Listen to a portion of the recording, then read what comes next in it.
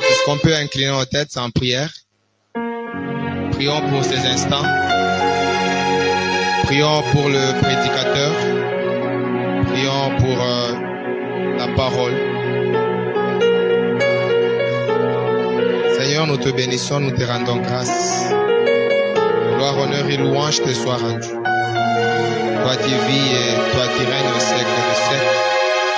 Père, toi qui connais les profondeurs, les secrets les plus cachés, les plus enfouis.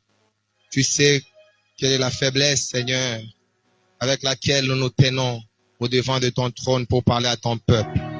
Éternel roi des rois, notre prière, Seigneur, c'est que par cette faiblesse, toi, tu atteins toujours ton objectif. La Bible déclare que tu as tout fait pour un but.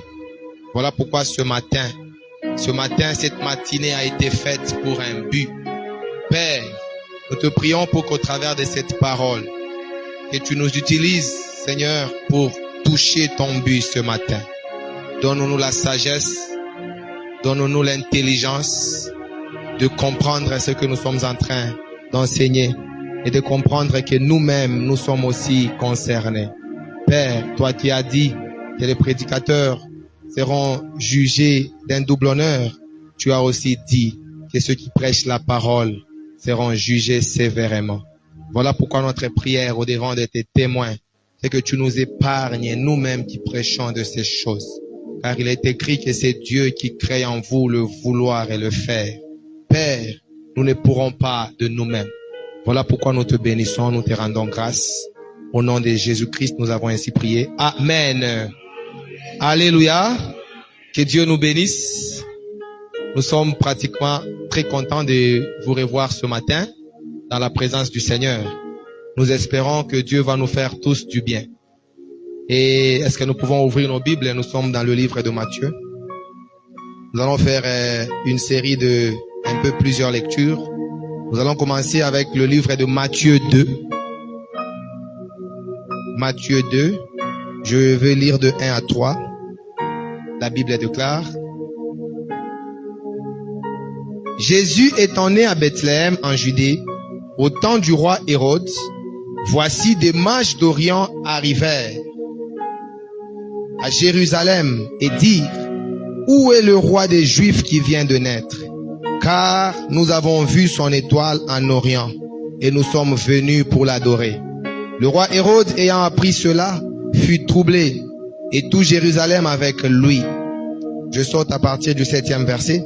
Alors Hérode fit appeler en secret les mages et s'enquit soigneusement auprès d'eux depuis combien de temps l'étoile brillait. Puis il les envoya à Bethléem en disant: Allez et prenez des informations exactes sur le petit enfant. Quand vous l'aurez trouvé, faites-le savoir, afin que j'aille aussi moi-même l'adorer. Je vais au verset 16. Alors Hérode, voyant qu'il avait été joué par les mages, se mit dans une grande colère, et il envoya tuer tous les enfants des 2 ans et au-dessus qui étaient à Bethléem et dans tout son territoire, selon la date dont il s'était soigneusement enquis auprès de mages. Alors s'accomplit ce qu'avait été annoncé par Jérémie, le prophète. On a entendu de cris à Rama, des pleurs et de grandes lamentations. Rachel pleure ses enfants et n'a pas voulu être consolée parce qu'ils ne sont plus. Amen. Nous allons dans le livre de Actes. Actes 24. Versets 24 à 26. Quelques jours après, Félix vint avec Drusille, sa femme, qui était juive, et il fit appeler Paul. Il l'entendit sur la foi en Christ. Mais comme Paul discourait sur la justice, sur la tempérance et sur le jugement à venir, Félix, effrayé, dit: Pour le moment, retire-toi. Quand j'en trouverai l'occasion, je te rappellerai. Il espérait en même temps que Paul lui donnerait de l'argent. Aussi l'envoyait-il chercher assez fréquemment pour s'entretenir avec lui. Chapitre 26 du même livre de Actes, 28 à 29.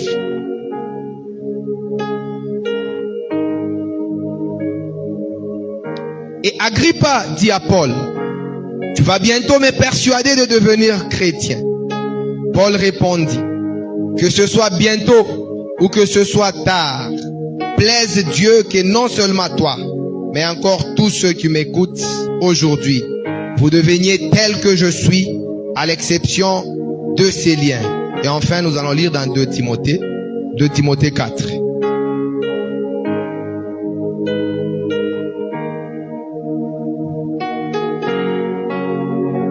Le verset 6 au verset 8.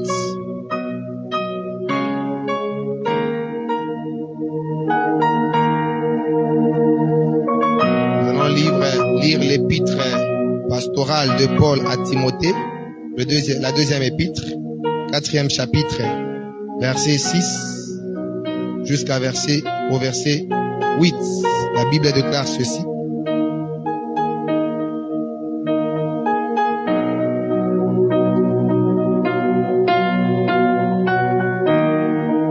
Car, pour moi, je sers déjà de libation. Et le moment de mon départ approche. J'ai combattu le bon combat. J'ai achevé la course. J'ai gardé la foi. Désormais, la couronne de justice m'est réservée. Le Seigneur, le juste juge, me la donnera dans ce jour-là. Et non seulement à moi, mais encore à tous ceux qui auront aimé son avènement. Amen. Alléluia. Gloire au Seigneur. Alors bien aimés, ce matin, je voudrais qu'on parcourt un peu la Bible tous ensemble pour faire une sorte d'étude, une sorte d'analyse sur ce que j'ai intitulé comme thème Paul et les Hérodes. Amen. Paul et les Hérodes. Voilà le thème de ce matin. Et par la grâce de Dieu, je pense que d'ici 1 heure, on pourra bien comprendre la quintessence du message caché dans ce thème. Alors, le message de ce matin, comme vous l'avez entendu, va tourner autour des 2 personnages. Le premier personnage que nous allons aborder ce matin, c'est la personne de Paul. Par Paul, nous allons essayer de mettre en évidence une vie de qualité, une vie fondée sur la privation, une vie fondée sur les motivations nobles. Dans la vie de Paul, nous allons voir comment est-ce qu'une personne peut être motivée pour l'œuvre du Seigneur. Une personne peut investir toute sa vie pour le service du Seigneur. Mais l'autre personnage que nous allons aborder ce matin, c'est Hérode. Que dis-je? Je voudrais dire les Hérodes, puisque c'est une catégorie de personnes qui appartiennent à une famille royale.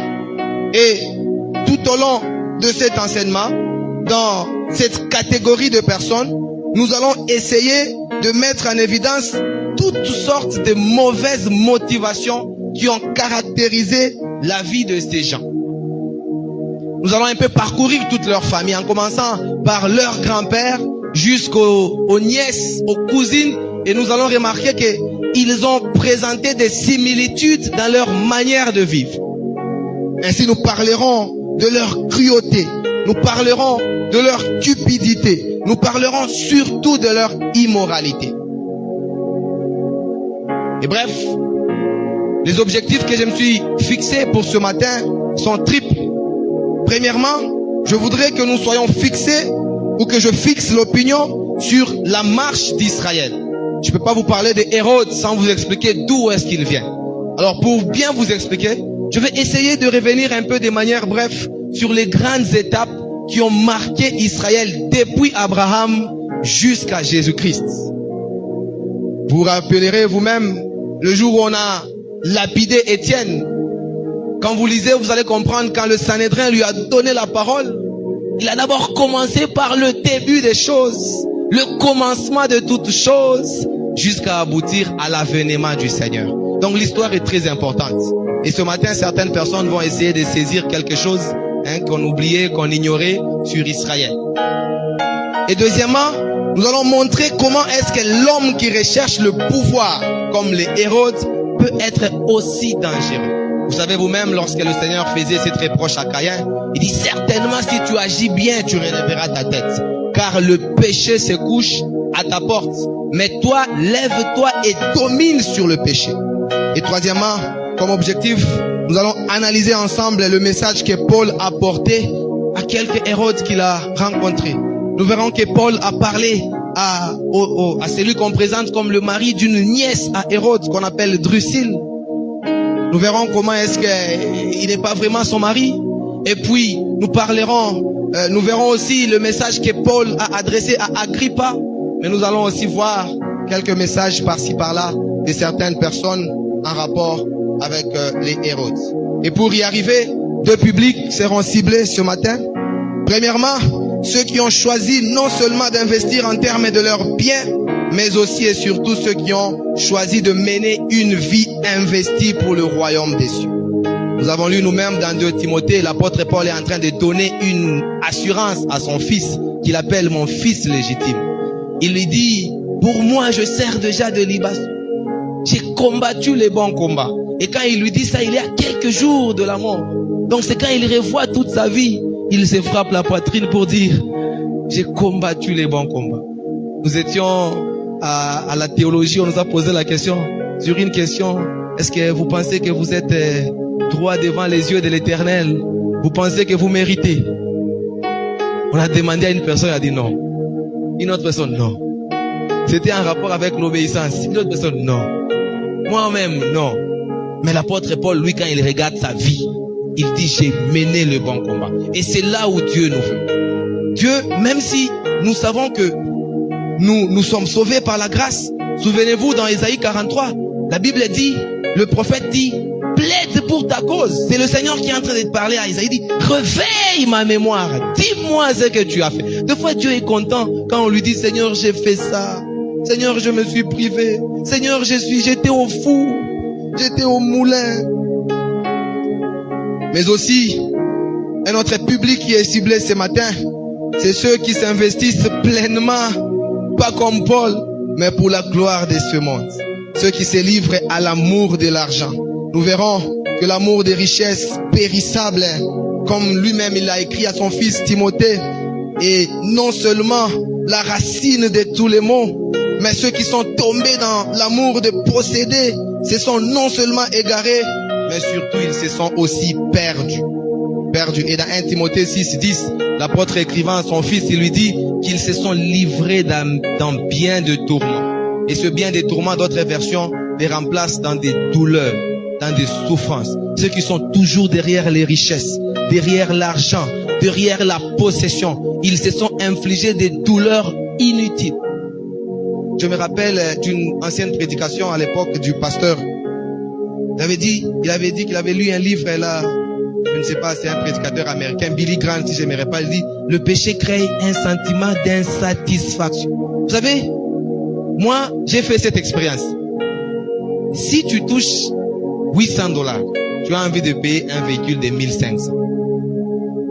Si tu touches $1500, tu as envie de payer un véhicule de 2000.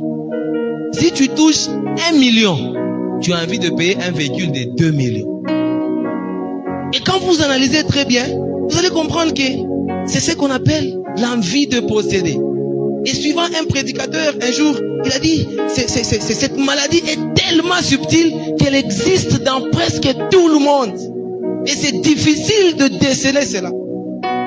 Mais avec un œil humble, on peut comprendre que nous ne sommes pas épargnés. Il suffit seulement de regarder. Regarde un peu. Quelles sont tes motivations? Quand tu as 1000 francs, n'est-ce pas que tu cherches toujours quelque chose de 1500? Quand tu as même la maison là, quand tu payais la maison de $50, tu touchais 30. Maintenant que tu touches 500, tu veux payer la maison de 400.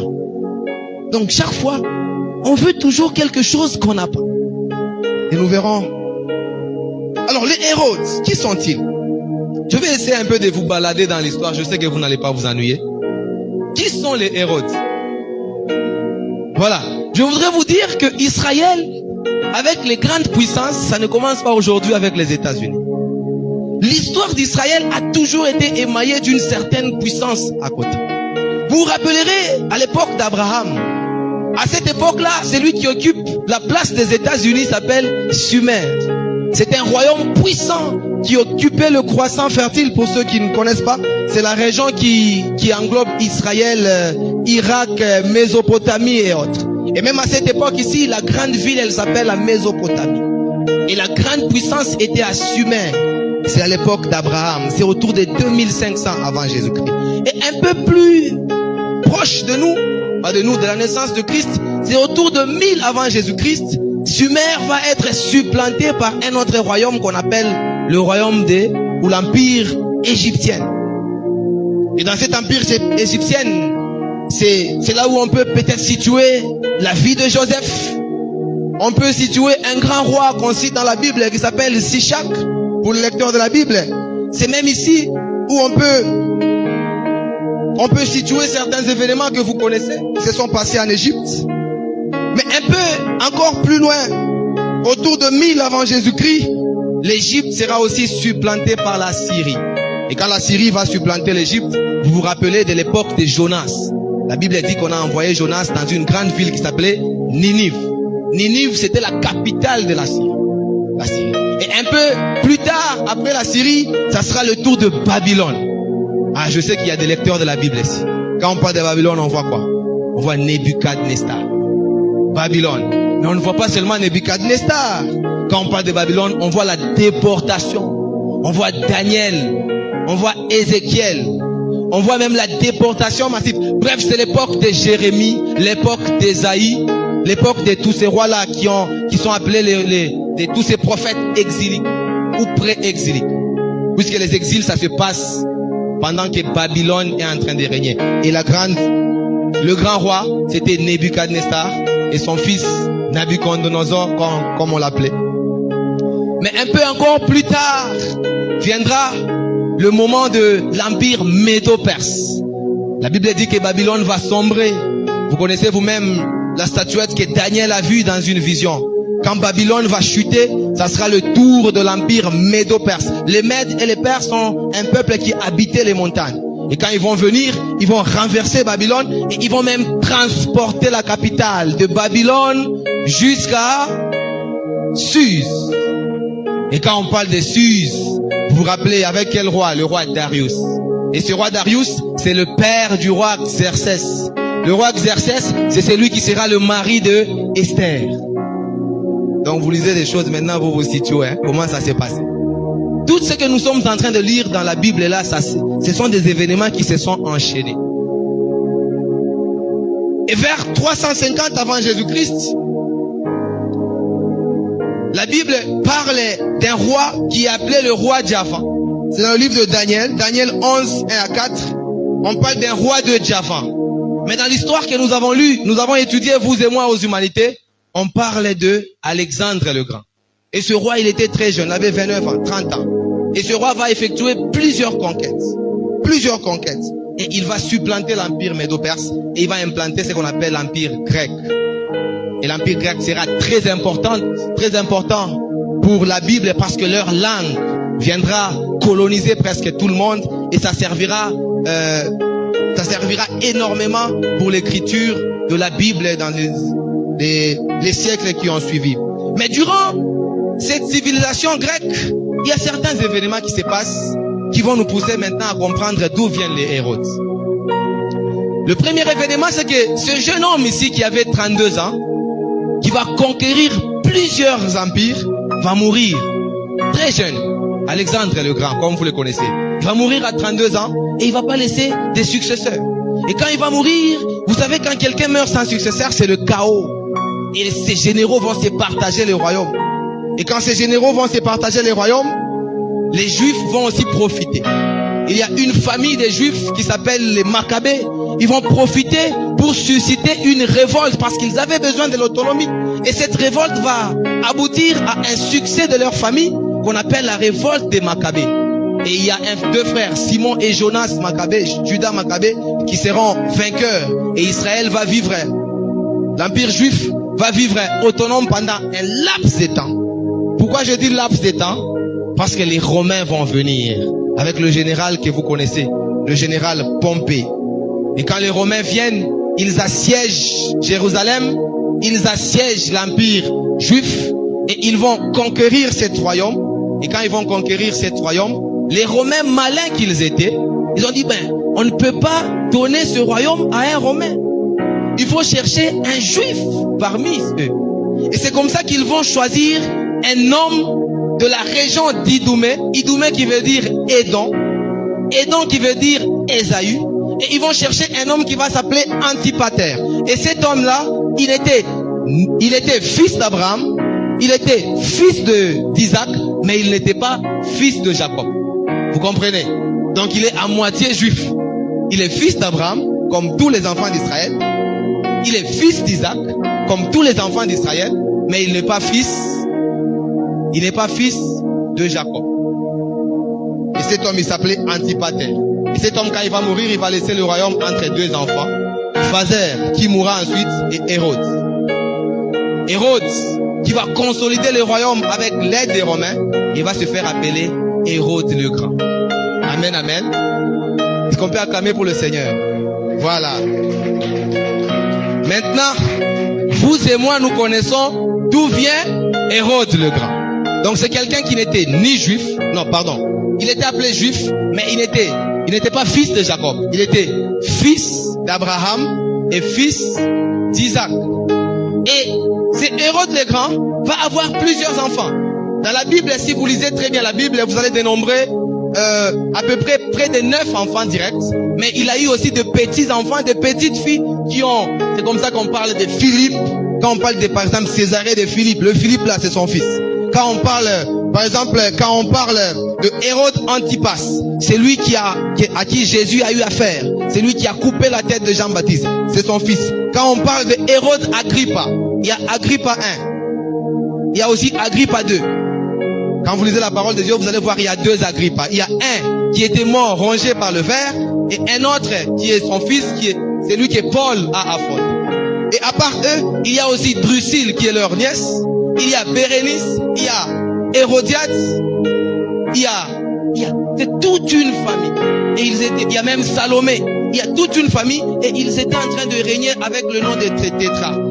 Si vous situez sur la carte, vous allez voir qu'ils étaient en Judée, ils étaient en Galilée, ils étaient à Césarée, ils étaient un peu partout. C'était leur époque. C'était leur époque. Dommage que ça ne soit pas un cours de l'histoire. Sinon, je vous parlerai de plusieurs Hérodes ici. Ils sont nombreux dans la Bible. Il y a Alexandre, il y a Aristobule, il y a Philippe 1, Philippe 2, il y a Archélaos, il y a Antipas, il y a Agrippa, Hérodiade, Drusille, ainsi. Ils sont nombreux et ils ont régné. Mais ce qui nous intéresse ce matin, c'est quand nous méditons sur la qualité de vie que tous ces Hérodes ont mené, sur la façon dont ils se sont investis dans le monde. Et il y a certaines particularités ou certaines méchancetés que j'ai mis en évidence et que je voudrais que nous tous ici nous puissions voir. Premièrement, tout ce monde était rusé et manipulateur. Pourquoi je vous parle de la ruse et de la manipulation? Je vous ai expliqué comment est-ce qu'ils n'étaient pas juifs. Et les commentateurs disent qu'ils n'étaient pas aimés à cause de leurs origines. Vous savez, vous-même ici, on a eu les élections. Qui n'a pas crié ici, moi Namboka? Il suffit simplement qu'on décèle une petite origine qui ne remonte pas de notre famille, fini. Mais pour jouer au foot, j'ai ma voisine qui m'a demandé, "Ya prince, gardien ou ya lobby, azape congolais?" Naïvi c'est maman. Na bale batu na kate. Attention ko za Zambia, zoko zo beta bien ko beta. Na élection siko yaka. Abi papa na kombo Berto. Et puis to AUD. Et puis elle ajoute, et puis elle a mis bien. Azo rassuré. Et c'était comme ça. Les Romains savaient que ce monsieur il sera pas aimé. Pourquoi? Parce qu'il n'est pas, en réalité, il n'est pas leur frère. Alors pour se faire accepter, il fallait non seulement manipuler, mais il fallait aussi être rusé.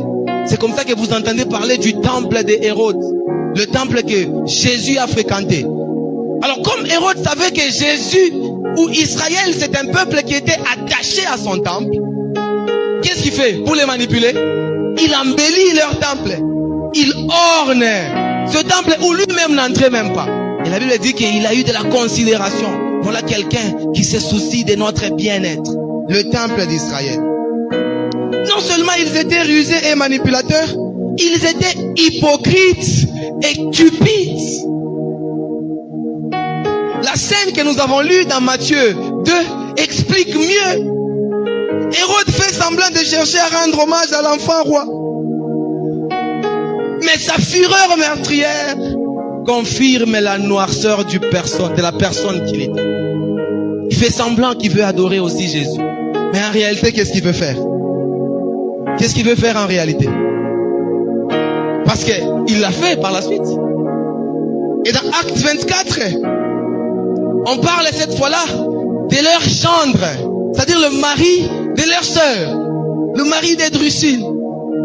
La Bible dit, quand il a écouté Paul, il espérait que Paul lui donne l'argent. Tu es gouverneur, tu espères qu'un prisonnier te donne de l'argent. Quelle cupidité! Qu'est-ce que tu manques? N'est-ce pas ce que nous sommes en train de vivre aujourd'hui? Quelqu'un qui a beaucoup, mais qui extorque encore dans les peu que nous avons. J'ai vu une image sur Facebook. Je vois des députés, on me dit que maintenant c'est 33 000, c'est plus 21 000. Ils demandent, ils sont en train d'extorquer l'argent aux enseignants qui touchent 150 000, 600 000. Un professeur d'université touche $800. Est-ce qu'il va enseigner? Il va aller postuler pour devenir député. Dans d'autres pays où nous allons, c'est difficile de voir un professeur de l'université laisser sa charge et devenir ministre. C'est très difficile. Non loin de nous, même en Zambie. C'est rare. Déjà quand il est professeur, son travail là, c'est interdit de cumuler avec une fonction publique. Et le salaire, il est presque le même avec des députés. Donc il n'envisage même pas d'y aller. Mais ici, on veut devenir professeur pour y aller. Alors ils n'étaient pas seulement hypocrites, pas seulement cupides. Ils étaient pleins d'envie, pleins de convoitise et pleins d'immoralité. Pleins d'immoralité. Et ce sont des scènes d'immoralité qui sont les plus connues dans la vie de Hérode ici. Vous et moi, nous connaissons très bien l'histoire de Jean-Baptiste. Pourquoi est-ce qu'il a été tué? Parce qu'il était en train de critiquer le mariage entre un homme, un Hérode, avec la femme de son frère. Vous comprenez un peu la situation qui est là. Ici, Hérode, dans Marc 6, 17 à 29, Antipas, il veut se marier avec la femme de Hérode, Philippe. Donc il y a beaucoup de femmes. Lui, celle qu'il voit, c'est la femme de son frère. Et même dans Acte 24 à 26, quand on parle de Drusille et de son mari Félix, je vous donne un TP. Allez faire de recherche, tapez seulement Drusille. Déjà, on va vous sortir. Elle était femme d'un roi qui s'appelait Aziz, d'un contrée qui s'appelait Emers. Et elle quitte son mariage une semaine après pour aller rejoindre son oncle. Bon, pas son oncle, il était leur gendre. Quelle immoralité! Et pour eux, la pudeur n'a pas de sens. Alors ils n'étaient pas seulement pleins d'avis, pleins de convoitises. Ils étaient aussi impies. Ils étaient aussi lâches.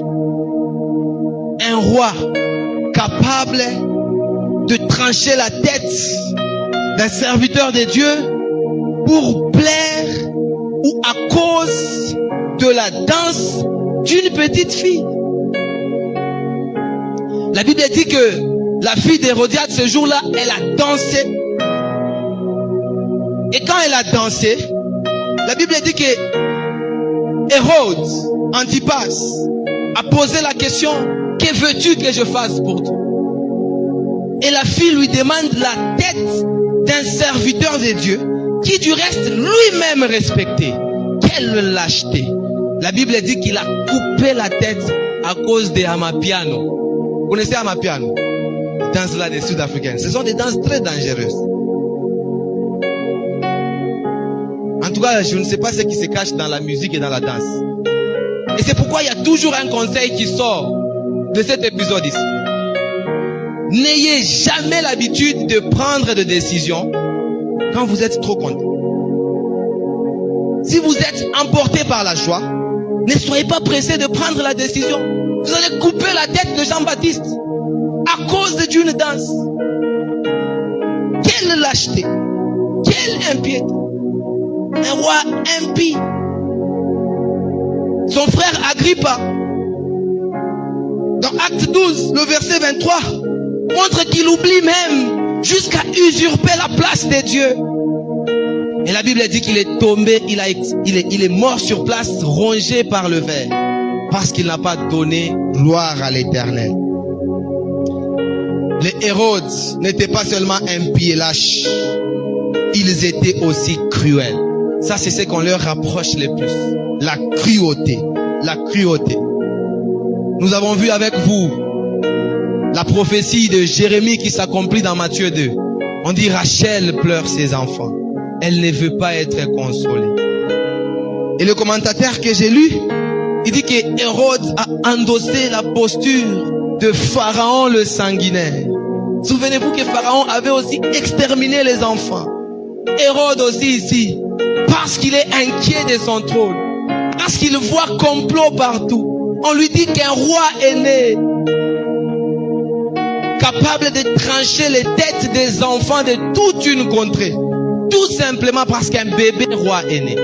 Quel degré de cruauté. Quel degré de cruauté. Et laissez-moi vous dire une chose. Celui-ci, c'est Hérode le Grand qui fait cela. Lui, il va échouer de mettre à mort notre Seigneur. Mais son fils qui viendra, lui, n'échouera pas. Lui, il va pendre notre Seigneur. Et il va même mettre l'inscription au-dessus de sa tête. Ici est pendu le roi des Juifs. Vous voyez comment est-ce que c'est de père en fils. C'est cette fureur de la cruauté. Cette fureur de la cruauté. Jérémie dit à Bethléem, Rachel pleure ses enfants. Elle ne veut pas qu'on la console. Les Hérodes étaient tellement cruels qu'ils étaient capables de prouver de la satisfaction en tranchant la tête des apôtres. La Bible dit que Hérode Agrippa a coupé la tête de Jacques. Et quand il a coupé la tête de Jacques, on dit qu'il a vu que cela plaisait aux Juifs. Il a même fait arrêter Pierre pour encore couper sa tête. Heureusement, le Seigneur en avait décidé autrement. Sinon, on parlerait d'autres choses aujourd'hui. Tellement cruel que lorsque quelqu'un souffre, eux, ils voient la joie. Ceci me fait penser un peu à ce que nous vivons dans notre pays. Je n'ai pas trop d'informations pour savoir qui est impliqué dans quoi que ce soit. Mais si réellement il y a des gens qui sont impliqués dans ce qui se passe à l'Est, c'est que cette catégorie de personnes n'a pas encore disparu. Il y a des gens jusqu'à aujourd'hui qui continuent à larguer des bombes, à tuer des gens. Et pendant que les gens sont en train de mourir, eux ils éprouvent la satisfaction. La Bible dit qu'alors que l'église pleurait Jacques, Hérode lui trouvait que ça plaisait aux Juifs. Alors, au lieu de s'arrêter sur Jacques, il fait arrêter même Pierre pour le décapiter aussi. Et les commentateurs bibliques que j'ai lus, on dit que le Hérode le Grand avait tué sa femme et tous ses enfants. Il avait à peu près 9 femmes. Il avait tué sa première femme avec tous ses enfants. Pourquoi? Parce qu'il avait vu en elle le complot de les destituer. Alors qu'il était vieux. Vous voyez, quelqu'un capable d'exterminer même sa propre famille. Est-ce qu'il aura pitié de vous? Il aura pitié de nous. Tel un peu sont des méchancetés qui existaient dans la vie de cette catégorie de personnes. En commençant par leur père, Hérode le Grand, jusque même aux nièces et aux cousins. Mais l'autre personnage que nous avons abordé ce matin, lui se fait remarquer différemment. Lui, il a aussi une vie investie, mais il n'a pas une vie investie dans la ruse. Il n'a pas une vie investie dans la manipulation, dans l'hypocrisie, dans la cupidité et consorts. L'apôtre Paul, puisqu'il s'agit de lui, si je peux brièvement expliquer comment est-ce que sa vie s'est déroulée, je pourrais sélectionner 4 petites étapes. Il est né dans une petite ville qui s'appelle Tars. Et au bout de quelques années, il va quitter. Et Et il va faire la rencontre avec le Seigneur alors qu'il est âgé seulement de 28 ans. De 28 ans. Et quand il va faire la rencontre avec le Seigneur, deux événements vont se passer. D'abord, le Seigneur va clarifier le public auquel il l'appelle. Je suis dans Acte 9, le verset 15. Dieu lui dit, Paul, je t'ai choisi pour parler à Israël. Je t'ai choisi pour parler aux nations. Je t'ai aussi choisi pour parler aux rois. Qui sont sur le trône à cette époque ici? Les Hérodes. Donc en d'autres termes, Paul, je t'ai aussi choisi pour parler aux Hérodes. Alors entre 42 et 60 ans, on situe les voyages missionnaires de Paul. Et quand vous lisez la Bible, les exploits que l'apôtre Paul est en train de remporter, il part à Éphèse, Macédoine, en Crète, en Cilicie, partout où il passe, c'est des églises qui naissent. Et on dit qu'il a l'impression qu'il est en train de nager dans l'eau. Il est en train de planer dans les airs. Il est en train d'abattre les géants. Acte 13, 47 montre même qu'il est conscient de ce que Dieu pense de lui. Le Seigneur Jésus, nous l'avons toujours appelé lumière du monde. L'apôtre Paul dit que le Seigneur a fait de moi lumière de nations. Un prédicateur a dit, la différence entre notre Seigneur Jésus et l'apôtre Paul, c'est seulement Israël. Donc Paul n'est pas lumière d'Israël. Il est lumière de nous tous ici. Alors que Jésus est lumière de tout le monde. C'est le Seigneur qui l'a appelé ainsi, lumière du monde. Allez-y voir. Dans Acte 13, verset 47. Ah, mais ce que Paul ne savait pas, c'est qu'il y avait d'autres choses qui l'attendaient. Quand il atteint la barre des 60 ans, c'est là où on situe le temps de persécution. Parce que là, il commence à être ballotté de prison en prison. Il commence à vivre l'angoisse. Et j'ai aimé ce que j'ai étudié la fois passée, la fois dernière. C'est à cette époque où il écrit à Timothée. Et c'est à cette époque où il lui dit que j'ai mené un bon combat. Et ce qui m'a beaucoup touché, c'est quand il lui dit que je sers de libation. Ça veut dire que je suis comme un sacrifice qu'on a déjà mis sur l'autel. Donc pour lui, il n'y a plus rien à presser. J'ai déjà pressé Éphèse avec Timothée. J'ai déjà pressé Macédoine. J'ai déjà pressé toutes ces églises que nous connaissons. J'ai déjà pressé Corinthe. Et je viens à peine de presser Rome. Alors ce qu'il oublie, c'est que Dieu l'avait appelé pour parler à Israël. Dieu l'avait appelé pour parler aux nations. Dieu l'avait aussi appelé pour parler au roi. Et il n'avait pas encore parlé au roi. Il n'avait pas encore parlé au roi. Mais pendant cette période où il passe de prison en prison, il découvre aussi que malgré le fait qu'il soit dans les chaînes, l'évangile n'est pas lié.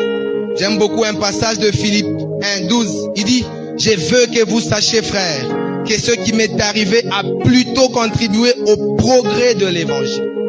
Mais surtout, au lieu que la prison soit un frein, la prison s'est révélée dans la vie de Paul à la fois comme un tremplin pour l'évangile. Vous connaissez le nombre de Romains qu'il a eu à affronter en tant que garde.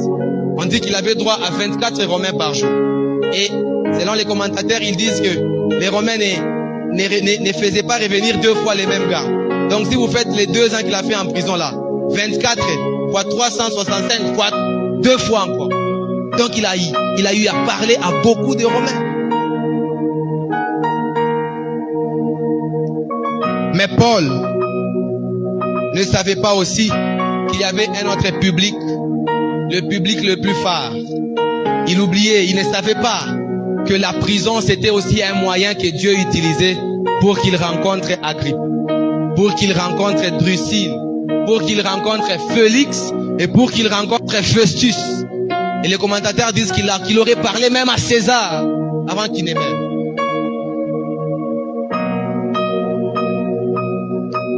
Alors en comprenant ces deux personnages ici, Paul et les Hérodes, on comprend que de la part des Hérodes, C'est une catégorie de personnes qui était caractérisée par la ruse, les manipulations, la cupidité, l'hypocrisie. Ils étaient impies, lâches, remplis de toutes formes de convoitise. Ils étaient immoraux. Et quand j'analyse, quand nous analysons tous ensemble toutes ces vices, il y a deux raisons qui ont poussé ces gens à être comme ça. Et ces raisons sont 1, le pouvoir, 2, les richesses. Ici, je voudrais m'arrêter un moment pour dire 3 choses en rapport avec le pouvoir, la richesse ou l'abondance. Je sais que nous tous ici, nous aspirons à être riches. Je sais que nous tous ici, nous aspirons à avoir beaucoup. Déjà, je voudrais vous rassurer que notre Dieu a toujours voulu que nous soyons dans l'abondance.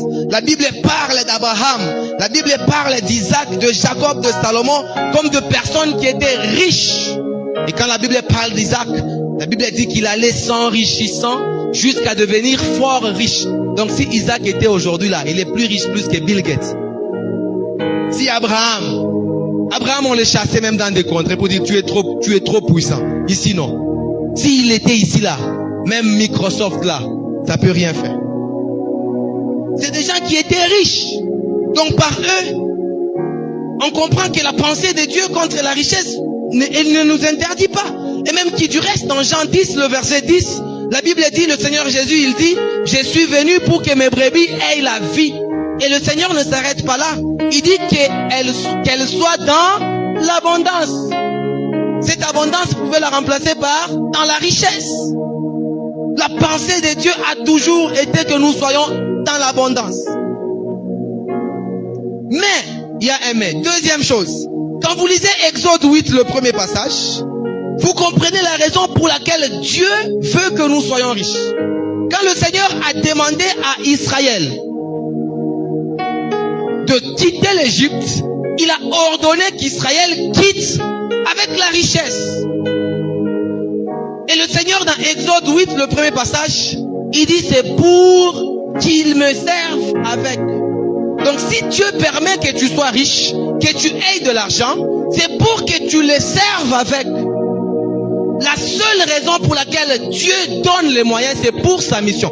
J'ai aimé beaucoup ce qu'un pasteur a dit récemment. Il dit, Dieu n'a pas 2 programmes ici sur terre. Dieu n'a pas le programme de te donner un mari. Dieu n'a pas le programme de te donner une femme.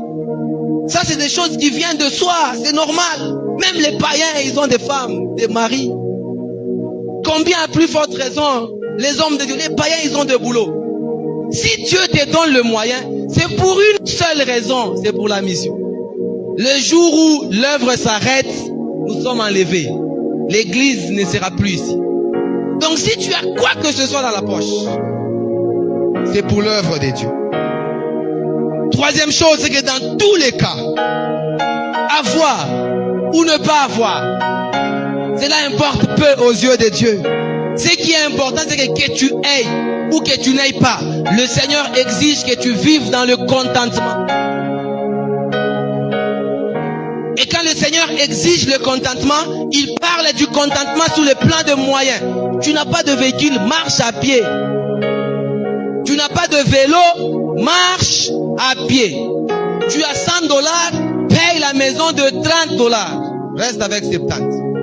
Il y a des maisons de $30. Tu as 1000, paye pour 200, 300. Tu as 5000, paye pour 2000. Non seulement le contentement sur le plan des moyens, le contentement dans les ambitions. Frère, tu ne peux pas avoir des ambitions qui te dépassent la tête. Tes ambitions, c'est comme ça qu'on dit en Swahili. Tes ambitions, c'est un rapport avec ce que tu as. Dans la vie, nous ne sommes pas venus en gros. Nous sommes venus en détail. Et on dit, Muntumbo ne mon magasin. Vous vous appelez Prince, l'autre s'appelle Déborah, l'autre s'appelle Olivier. C'est des personnes différentes. Si lui il a 1000 francs, toi tu as 500, lui il a 200. Vous êtes différents. Mais aussi, surtout dans les domaines des sentiments. Je sais quand j'aborde ces points, il y a des gens qui vont me suivre après, ouais, on a marié, on a tout fait. Comme mon père me disait, il a dit, c'est tiens là, il dit, toi là, j'accepterai que tu es serviteur les jours où tu vas garder une femme dans la maison. Tu connais même pas comment on laisse la ration.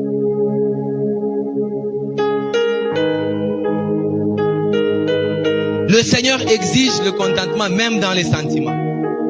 Vous êtes mariés, les yeux sur votre femme, pas sur une autre femme. Faites comme Job. Je n'arrêterai jamais mon regard sur une vierge. Et dans les instructions en rapport avec l'homme de Dieu que l'apôtre fait à Timothée, dans 1 Timothée 6 à 10, il met en évidence une source de problème en ce qui concerne la recherche du pouvoir et des recherches. Il lui parle que la source des problèmes de tout ça, c'est l'amour de l'argent. Il lui dit que ce qui est à la base souvent du manque de contentement, et en termes de moyens, et en termes de sentiments, et en termes des ambitions, c'est l'amour de l'argent. Et il lui dit, en ce qui concerne l'amour de l'argent, l'apôtre fait comprendre à Timothée que Dieu n'est pas... Il dit que Dieu ne cache pas le fait que l'argent procure une certaine satisfaction. C'est vrai. Mais deuxièmement, il évoque le piège caché dans le fait de posséder beaucoup. Pas d'abord d'avoir la cupidité, il dit de posséder seulement beaucoup. Il dit quand on a beaucoup, il y a des pièges qui se cachent là-dedans.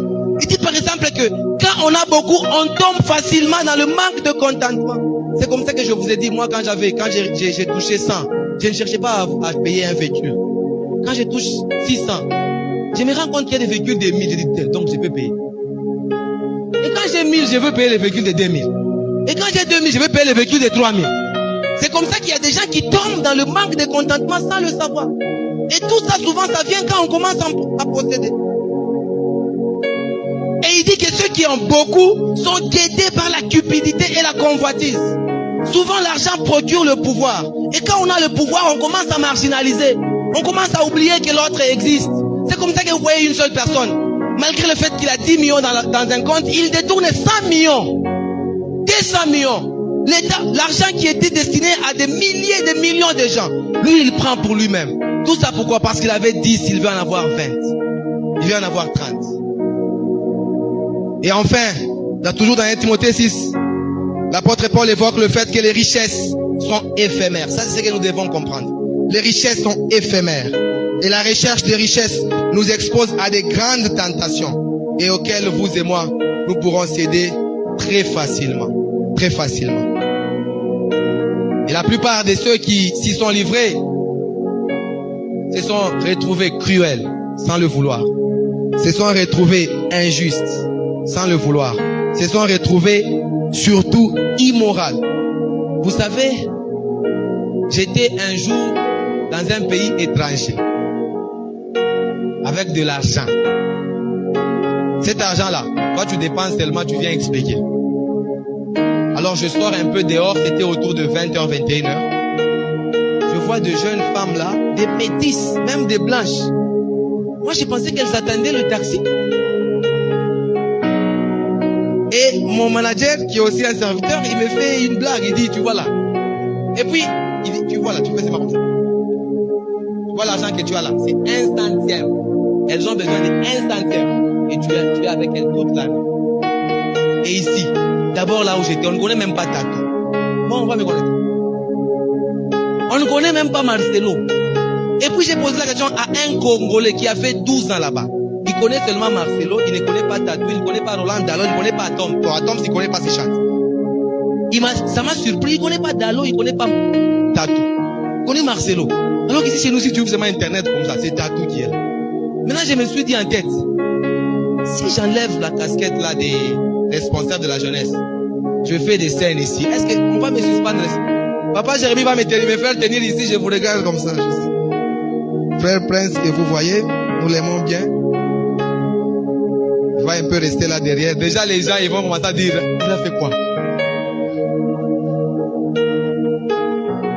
Et malheureusement, il y a des gens qui font ça. Il est quelque part où on ne le voit pas, il se livre à toutes les passions. Pourquoi? Pourquoi? Ça fait pousser des ailes. Vous savez, la première fois, j'ai eu l'argent des syllabus. C'était à peu près 800 000. Après, quand j'avais fini les études là, on m'a donné à UPL l'argent. Le prof, il m'a dit, c'était des millions. Il était à Kasseng, il m'a dit, bon, écoute, Prince, c'était la première fois. Il me dit, selon le Vadmecum, toi tu as 40%. Moi j'ai 60%. Alors tape la machine, envoie mon argent par Airtelman. Quand je tape, les 40% pour moi c'était 800 000. Je me rappelle, je suis parti à l'église ce jour-là. Je n'avais pas prié. Je devais être à l'intercession. Je touche comme ça. C'était gros comme ça. Je touche. J'ai payé la dîme 80 000. Je reste avec 720 000. Je touche comme ça. Je touche comme ça. Quelques jours après, on me paye encore. Je me rappelle, mon père me dit, tu vas faire quoi avec cet argent? J'étais chez nous. Donc, tu ne payes même pas la farine, tu ne payes rien.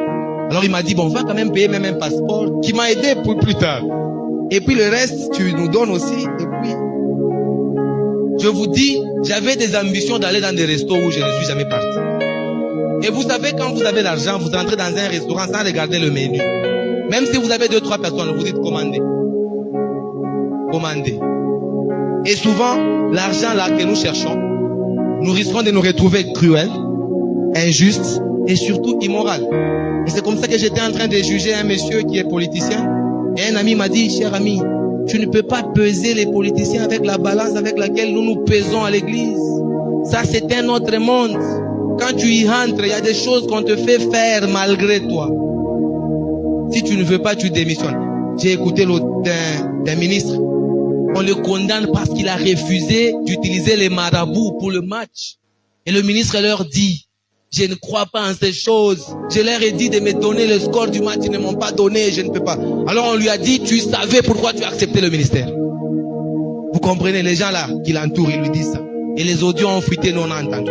Quand ils ont balancé sur internet, ils pensaient que les gens vont l'accuser et les gens commencent à les condamner et à les fortifier. Très bien, il faut que ces choses quittent la tête des gens. Et c'est des choses qui nous font faire quand nous cherchons le pouvoir. Quand nous cherchons le pouvoir. Et c'est dans ces pièges que les Hérodes étaient tombés. À la recherche de l'argent, à la recherche de la notoriété, à la recherche du pouvoir. Ils ont vu leur vie être investie dans la vaine gloire du monde. Il suffit de voir les propos de Paul devant Agrippa. La Bible dit qu'il a exposé les profondeurs de la foi. Agrippa touché qu'il était et il lui dit, veux-tu me persuader de devenir comme toi? Et comme si cela ne suffisait pas, l'apôtre Paul a enfoncé le marteau. Il dit, plaise à Dieu, non seulement à toi, même à tous ceux qui m'écoutent ici. Qu'ils deviennent comme moi. C'est-à-dire qu'ils s'investissent pour le Seigneur, à l'exception de ces chaînes.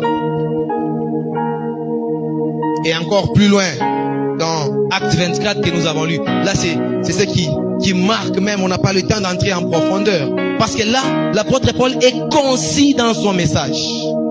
Un pasteur prétend là-dessus, il dit que le Saint-Esprit certainement lui avait révélé que les gens que tu vois là, ils sont triplement malades. Ils sont malades de l'immoralité. Ils sont malades de l'injustice. Et ils sont pas tempérants. Ça veut dire qu'ils ne savent pas maîtriser leur passion. Il suffit de voir une jolie femme. Il suffit de voir que la jupe ne passe pas simplement devant toi là. Tu es derrière. Et il y a beaucoup de gens qui sont comme ça jusqu'à aujourd'hui. Tout simplement parce qu'ils possèdent. Parce qu'ils ont de la notoriété. Parce qu'ils ont du pouvoir. Ils ont la possibilité d'influencer, d'harceler, de pousser. Et malheur à vous qui voulez garder votre poste. Vous allez faire quoi? Vous avez des enfants. Vous avez une femme. Quand on vous demande d'aller avec un homme, dommage. Et la Bible a dit que ce jour-là, l'apôtre Paul a regardé Drusille, sachant qu'elle n'était pas dans son mariage. Il a regardé Félix, sachant qu'il avait pris la femme d'autrui. La Bible a dit qu'il a discouru sur la justice, parce que les Hérodes, comme je vous ai dit, étaient injustes. La Bible a dit qu'il a discouru sur la tempérance, comme pour leur dire, apprenez à maîtriser vos pulsions, apprenez à maîtriser vos corps. Et il a terminé par leur parler du jugement. Certainement, il les a dit comme dans Ecclésiaste, livre-toi aux passions de la jeunesse. Fais ce que tu veux avec l'argent que tu as. Mais sache qu'un jour, Dieu t'appellera un jugement. Et ce que j'aime, c'est que la Bible dit, Félix, effrayé. Vous savez ce que ça veut dire, effrayé? Effrayé, c'est-à-dire qu'il était comme marqué au fer rouge. C'est comme si on l'a poignardé. Donc cette parole-là, elle est arrivée jusqu'au cœur. Il n'y a rien En tout cas, quand on dit que la parole de Dieu, elle est efficace jusqu'à séparer jointure et moelle. Vous savez, les nerfs et les jointures là, c'est des trucs, les médecins, ils peuvent expliquer. Vous ne saurez pas les séparer. Mais la parole de Dieu, quand elle entre là, elle sépare. Elle sépare, elle place le limite entre l'âme et l'esprit. La Bible dit que Félix, effrayé parce que son péché était mis à découvert. Je me rappelle une fois à la jeunesse, une sœur, elle a quitté l'intercession. Et je la vois au bâtiment en Polytech, je dis, tu ne viens plus après. Je dis, et après, l'église, on a battu aux autres, sucre. Mon sœur, je vois, tu as volé les sucres. Maintenant, tu fouilles pour ça. Il y a des gens qui voient et quand ils te parlent là, même quand ils te regardent pas, tu peux pas te cacher. Tu sens que ça c'est moi, ça là, c'est moi. Et la Bible dit que Félix était effrayé. Mais, incrédule qu'il est, il a renvoyé Paul. La Bible dit que pendant que tu entends, ouvre. Lui, il a renvoyé Paul avec l'intention de l'écouter prochainement. La Bible dit que le prochainement là, il n'était plus. Parce que quand il est venu, c'est Agrippa qui est venu et Festus a présenté comme si Félix était déjà parti. Soit il était mort, on ne sait pas. Alors ce matin, moi je ne suis pas Paul. Certainement, j'ose croire que vous n'êtes pas les Hérodes. Mais je sais que toutes ces maladies que nous avons vues dans la vie des Hérodes, chacun d'entre nous peut se retrouver quelque part. Moi le premier. Et je sais, de la même façon que l'apôtre Paul a discouru sur le jugement, la justice, la tempérance et le jugement. Ce matin, j'ai discouru sur la qualité de vie investie. Je vous prie, ensemble avec moi, que nous menions le bon combat que l'apôtre Paul a mené. Un combat qui va nous pousser à nous investir pour le Seigneur. Un combat qui va nous pousser à nous priver des choses pour le Seigneur. Et un combat qui sera loyal aux yeux de l'Éternel. N'est-il pas écrit dans Romains 12 au premier verset? Offrez vos corps en sacrifice comme une offrande agréable. Cela sera pour vous un culte raisonnable, saint et qui plaira à notre Dieu. Est-ce qu'on peut acclamer pour le Seigneur? Nous nous tenons debout, nous allons prier par rapport à la parole que nous avons écoutée ce matin. Ce matin, il n'y a pas Agrippa, il n'y a pas Drusille, il n'y a pas Félix. Ce matin, c'est nous-mêmes. Est-ce qu'on peut avoir un cantique?